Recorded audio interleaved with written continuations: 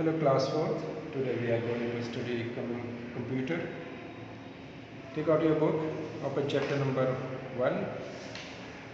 In chapter number 1 we have already studied up to second generation. यहाँ तक हमने पढ़ लिया बच्चों.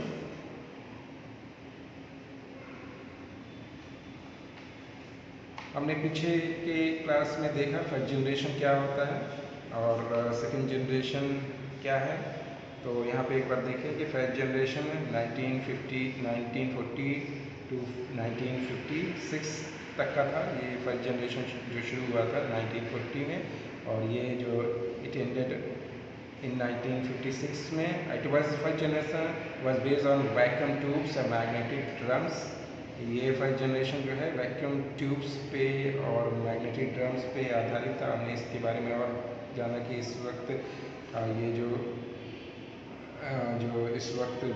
इस जनरेशन जो कंप्यूटर जो थे वो जो है बहुत ही बड़े बड़े हुआ करते थे, बहुत ही एक्सपेंसिव होते थे और इसमें जो है it was operated by large amount of electricity and generated a lot of heat. ये जो है बहुत ज़्यादा बिजली लेते थे और बहुत ज़्यादा हीट प्रोड्यूस करते थे.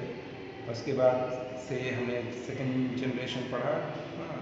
Second generation started in 1956 and ended in 1963. It was based on transistors. In this generation technology was based on transistors and transistors started replacing vacuum tubes in computer design. Computer built with transistor consumed far less power, produced far less heat and were much smaller compared to that in first generation. तो इसमें हमने देखा कि ये first generation के compare में इसमें जो पावर का कंजप्शन था थोड़ा कम हुआ और इसमें हीट का प्रोडक्शन भी काफ़ी हद तक कम हुआ और ये जो है बहुत ही मतलब कंपेयर टू फर्स्ट जनरेशन ये छोटे साइज़ के हो गए, much smaller as compare to that in first generation. और in this generation the computer became smaller, faster and cheaper. और इसी जनरेशन पे कंप्यूटर जो है छोटे हो गए, तेज़ हो गए और सस्ते भी हो गए और it became possible to do programming on them और उस पर प्रोग्रामिंग करना आसान हो गया. देखें यहाँ पे transistor, this is picture of A transistor. ये ट्रांजिस्टर है. Now third generation started in 1964 and it ended in 1971. Technology was based on integrated circuits. यहाँ पे थर्ड जनरेशन देखें कि इसमें जो है थर्ड जनरेशन 1964 में ये शुरू हुआ और 1971 में ये ख़त्म हुआ. और जो है ये इसकी टेक्नोलॉजी जो इंटीग्रेटेड सर्किट आईसीज पे बेस्ड थी. इंटीग्रेटेड सर्किट्स जिसको शॉर्ट में आईसीज कहते हैं. आईसीज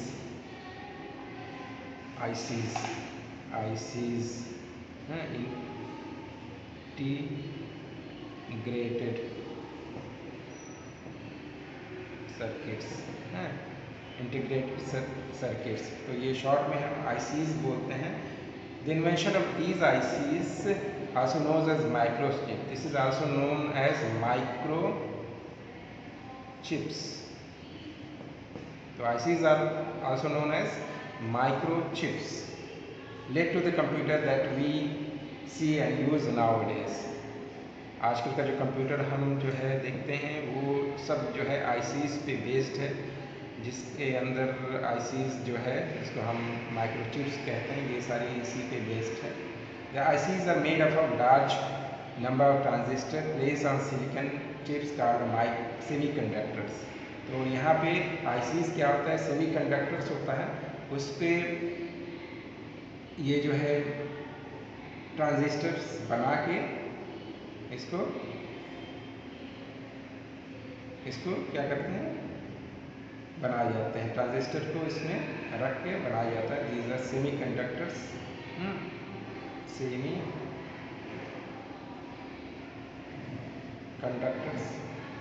और ये तो आपको इस तरह बनाए जाते हैं।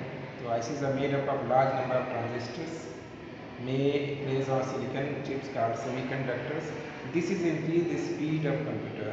This increase the speed of computers और इसकी वजह से जो है ICs की वजह से कंप्यूटर की स्पीड बहुत ज़्यादा हो जाती है। Many different types of program could run on these computer at the same time और इसी की वजह से जब स्पीड आ जाती है तो जो है बहुत से डिफरेंट अलग अलग प्रोग्राम जो है एक ही वक्त पे कंप्यूटर पे रन कर सकते हैं।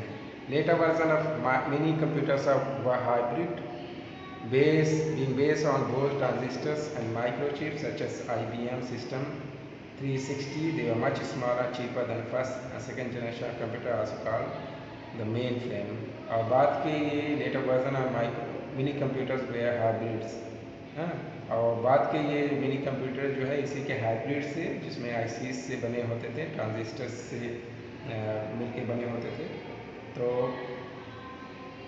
सच है जैसे कि IBM सिस्टम 30, IBM का सिस्टम 360 जो था उसी पे एक एग्जांपल है। They were much smaller and cheaper than first and second generation computer, also called the mainframes. इसी को मेन फ्रेम भी कहा जाता है। तो ये हमारा थर्ड जनरेशन था जो ये इट स्टार्टेड इन 1964 और एंडेड 1971। ये थर्ड जनरेशन हमारा था।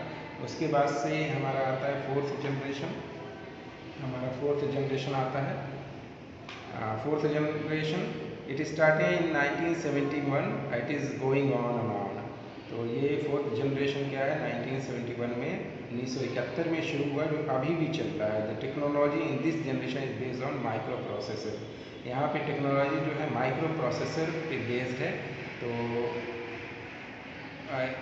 और माइक्रो प्रोसेसर क्या होता है कि microprocessor is a single microchips on which are the necessary CPU component are placed. Microprocessor क्या होता है कि इसमें ये सिंगल माइक्रो चिप होता है on which all of the necessary CPU computer are placed. इसमें जो है जितने भी CPU के कंपोनेंट्स होते हैं इसी पे बेस होता है। ये जो है इसी पे प्लेस्ड, इसी पे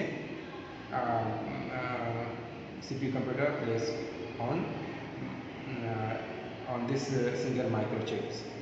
The advent of microprocessor led to evolution of microcomputers or personal computer that we see and use nowadays. और उसके बाद से जैसे कि माइक्रो प्रोसेसर का इन्वेंशन हुआ और इसके आने से जो माइक्रो कंप्यूटर्स में जो रिवोल्यूशन हुआ, जो बदलाव हुआ, और personal computer that we see you and use nowadays. आजकल का जो कंप्यूटर या लैपटॉप या डेस्कटॉप हम जो देखते हैं पर्सनल कंप्यूटर, वो समझिए कि उसी माइक्रो प्रोसेसर के एडवेंट उसके आने से या उसके रिवोल्यूशन से ये सारी चीज़ें हम देख पा रहे हैं कि इतना छोटा सा कंप्यूटर हमारे टेबल पे या हमारे गोद में आ गया है। These computer very fast and efficient, और ये कंप्यूटर बहुत ही तेज़ है और बहुत ही एफिशिएंट है, सक्षम है। The first single chip CPU या माइक्रो प्रोसेसर वाज इंटेल 404।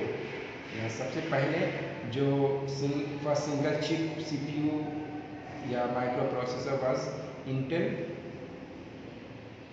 404 ये था। इंटेल 404 था। तो देखिए ये नेटबुक है, लैपटॉप है, ये सारे ये फोर्थ जनरेशन के कंप्यूटर हैं। और उसके बाद से हमारा आता है फिफ्थ जनरेशन। फिफ्थ जनरेशन यानी प्रेजेंट से बियॉन्ड, यानी आज का फिफ्थ जनरेशन आज से शुरू होता है और ये बियॉन्ड इससे आगे की चीज़ें हैं, इन फ्यूचर की चीज़ें हैं, बियॉन्ड और उससे आगे जाती हैं, फ्यूचर की चीज़ें हैं। Technology in this generation is based on AI artificial intelligence. AI artificial intelligence, ये इसकी टेक्नोलॉजी आर्टिफिशियल इंटेलिजेंस पे बेस्ड है।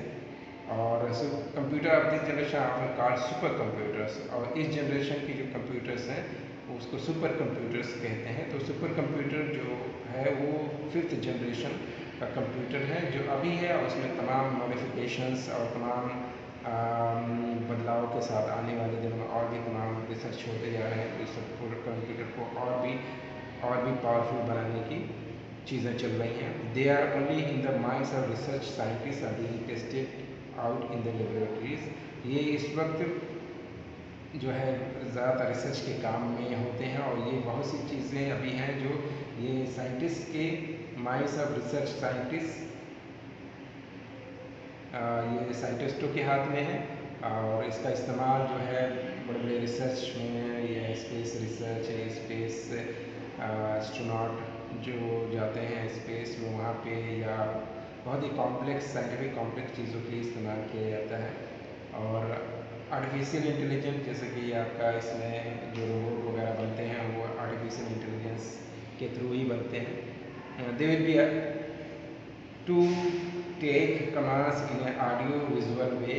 Many operations requiring low human intelligence will be performed by these computers. Computers having parallel processing will be more powerful than those under central processing. Of course, future is bright for such computers. तो देखिए यहाँ पे robot है तो example है artificial intelligence का। इसमें audio visual वे में भी कमांड दिया जाता है, यहाँ पे बोल के कमांड दिया जाता है और वहाँ से कंप्यूटर जो है सुन के और वो जो है रिप्लाई भी कर सकता है और देख भी सकता है। तो यहाँ पे ऑडियो विजुअल फॉर्म में भी कमांड्स दिए जाते हैं। तो इसका जो है बहुत आने वाले दिनों में इसका बहुत यूज़ होने वाला है, बहुत ही ब्राइट फ्यूचर है। तो 5th जनरेशन यानी अभी शुरू हुआ, ये आने वाले दिनों में क्या क्या बदलाव होगा ये आप देखेंगे। तो this is all about the generations. हमने पढ़ा कि 1st जनरेशन में क्या हुआ, 2nd generation, 3rd generation, 4th generation और 5th जनरेशन में हमने पढ़ लिया यहाँ तक। तो आज तक यहीं तक, और इसी के साथ हमारा चैप्टर ये जो है ख़त्म हो गया, चैप्टर नंबर 1। तो स्टूडेंट अब हम इसमें एक्सरसाइजेज हम करेंगे अगली क्लास में, अगले वीडियो में हम ये एक्सरसाइजेज करेंगे। तो आज तक के लिए इतना ही। Okay student, thank you very much.